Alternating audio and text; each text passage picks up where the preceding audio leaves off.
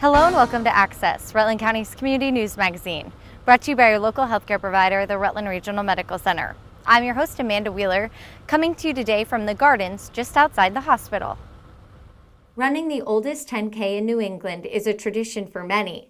The Crowley Brothers Road Race, a bit later in Access. Plus, retired from the workforce, but not off the job completely. One local couple donate their time year-round at the Rutland Regional Medical Center. Why they got started and the reason they continue to give back, coming up. One local business is choosing to commemorate their anniversary by giving back. Recently, Table 24 celebrated its 7th anniversary hosting a charity golf tournament. The event at Green Mountain National Golf Course sold out, supporting our local Foley Cancer Center. Green Mountain National Golf Course was filled with golfers ready to tee off for a good cause. Stephen Sawyer is the owner of Table 24 and decided to start this event 3 years ago to give back to the community. Yeah, so today is our 7th anniversary of Table 24, and so about 3 years ago, this is our 3rd golf tournament, and about 3 years ago I decided it would be a great way to give back to the community, and so each year we have a different charity. This year we are obviously doing the Foley Cancer Center. Cancer is one of those things that's indiscriminate. Everybody, 1 in 3 people is affected by it, and it's something, the only real goal of the tournament is to keep the money in Rutland County, and no better way than the Foley Cancer Center to do that. In previous years, the event has raised well over $30,000 for charities, including Project Vision and the Purple Angel Foundation and Scholarship Fund, in memory of Carly Farrell. So this year we completely sold out, so we have 30 teams of 5, and again, really just indicative of how great of a community that we have. It's sold out a month in advance, and so it really just speaks volumes about who we have living in our community and how quickly we're to support. What's really unique about this year, not that last year's and the year before's weren't great, but people calling me and asking, how can I help? What can I do? Can I donate? And just the outpouring of support was really, really, really overwhelming.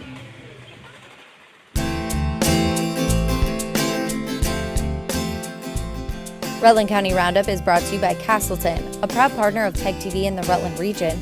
Visit us at castleton.edu. Rutland High School seniors are off to a new adventure. The students graduated last week in full cap and gown. Before grabbing their diplomas, students from all grades joined 2 Rutland High science teachers for hands-on end-of-the-year studies program. This is STREAM Yes Plan. So I titled it STREAM, which is a lowercase r. So it's science, technology, engineering, art, and math of streams.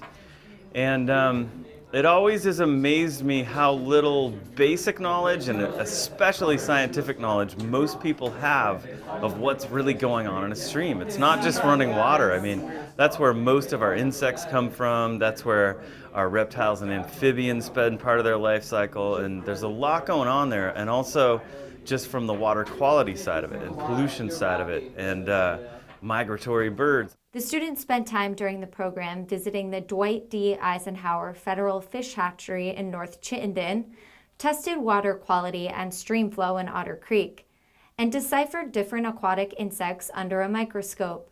Right now behind me, the students are trying to use keys to determine what order and family the aquatic insects that we found in Mill Creek are. We used a kick net, and we disturbed all the water upstream from a site, and then we took the net out and took out all of the squiggly, squirmy insects that were in there, most of them in their larval stage or their nymph stage.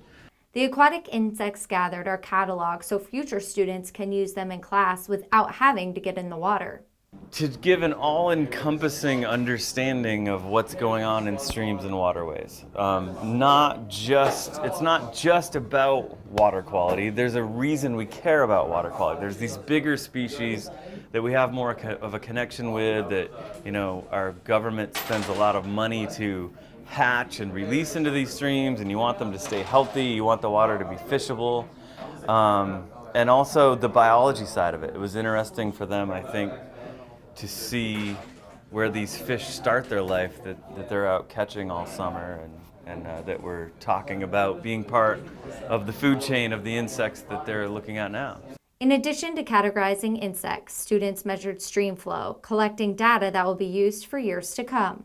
Well, we will be recording all of our data from our water quality testing in a database through the Basin Project at UVM.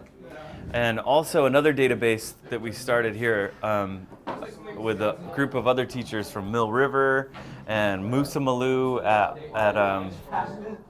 Otter Valley. And we have a database also where we're going to do a lot of water testing throughout the year, even during the school year with our normal classes, and keep them and use them to compare and use them to learn about keeping data, but also so that the state can use them to monitor water quality.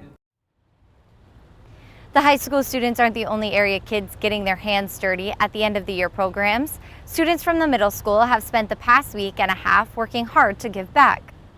In the West Street Cemetery, clearing brush and repairing headstones are on the docket for these 8th grade students.